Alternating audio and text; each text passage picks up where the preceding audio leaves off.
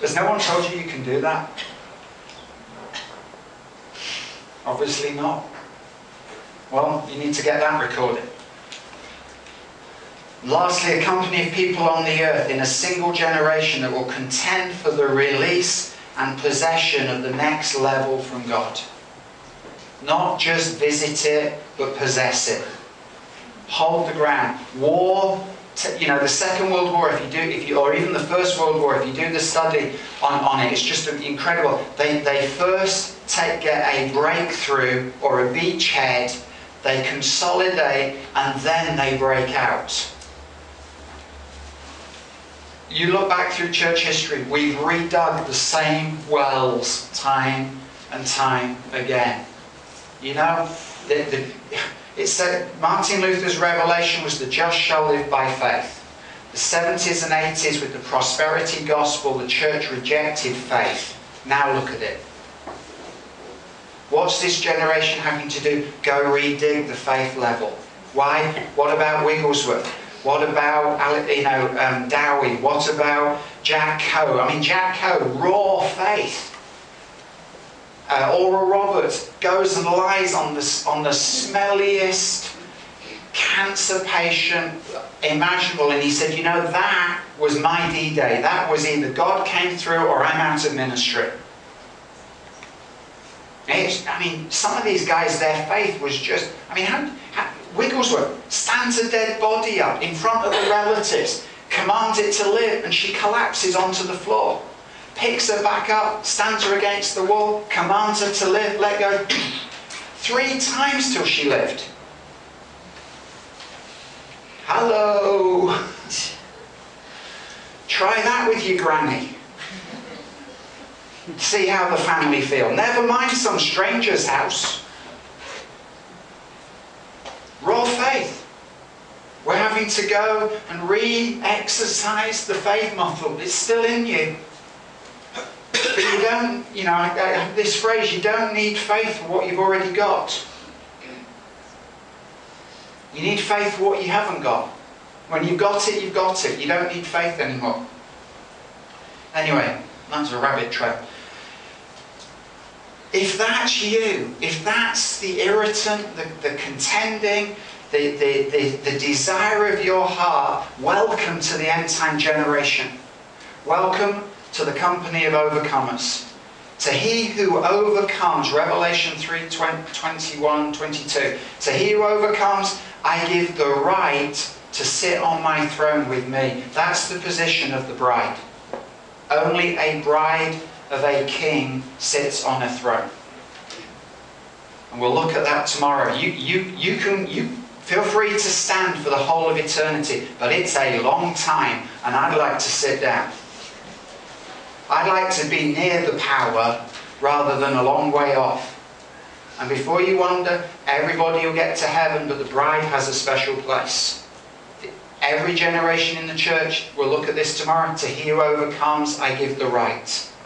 Signed, sealed by God to do that one. And my thing is, if not now, and if not with us, when? Why not us? Why not now? And in February 2006, I'd had this stirring in my heart to do a prophetic and supernatural training and equipping school back in England. Jacqueline didn't think I'd got it right. I knew I'd got it right. Anybody who's married knows that discussion. She doesn't think I've got it right. I know I've got it right. Slight difference. Except I hadn't.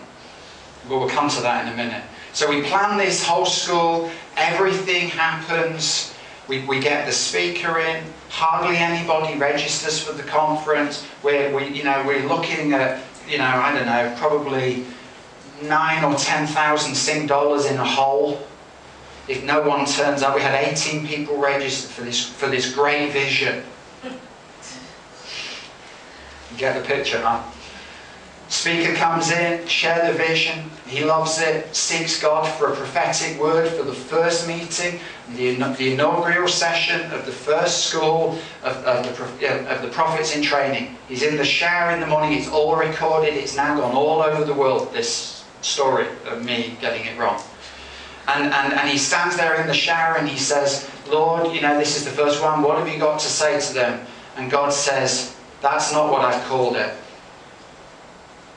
I've just spent hundreds of US dollars on a really good logo. We've built a website at hundreds of dollars. We've got speakers lined up to come in, and it's wrong.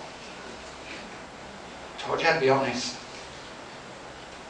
He says, you've called it a prophetic and supernatural school, and if you aim for that, God says you'll get it. But he's called it a school of the overcomers, because if to he who overcomes I give the right to sit on my throne for eternity, and you've aimed low and God said it's high. Aim high, you'll get the prophetic and supernatural and a whole lot more.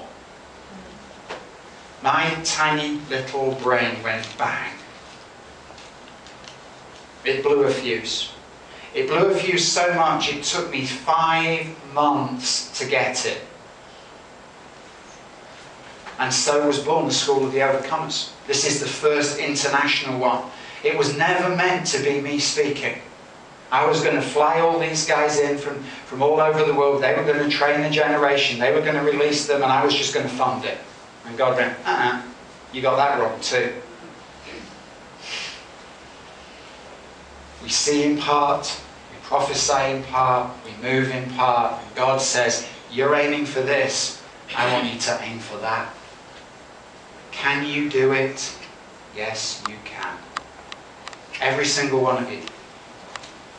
This generation is going to be a generation that doesn't aim low anymore.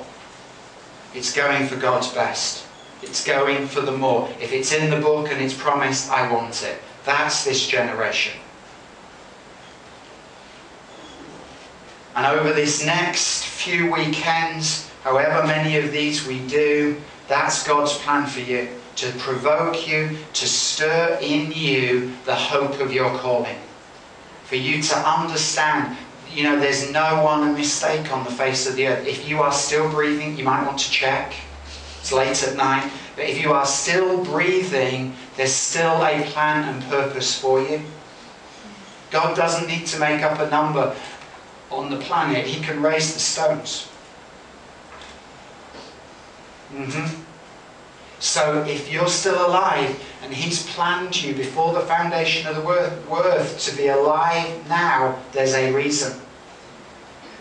And so some of you are older than me, but don't be like me. It took me till I was 43 years of age to understand this was my destiny.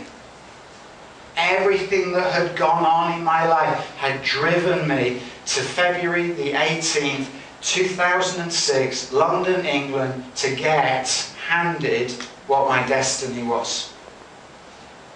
And it's been like lying on a beach ever since. It's been one new level, one new challenge, one new battle, after another, and guess what? We're still there. And I look really happy on it. Plain talking. But He loves you so much that He chose you, and we'll get into this later. He chose you to live and be part of this generation. Even more so, these babies that are in here, you know, the under 30s. I'm slightly older than that. These guys, you know, one of the challenges I have is to build a very high ceiling so this next generation can start building from there and not having to go back and redig what we've lost. You see that with Abraham and Isaac. Isaac having to redig Abraham's wells. Guys, build tall, and leave an inheritance like that. But the overcomers in the Greek means victorious ones. I think there's 3 or 4 things that they're going to do. 4 of them.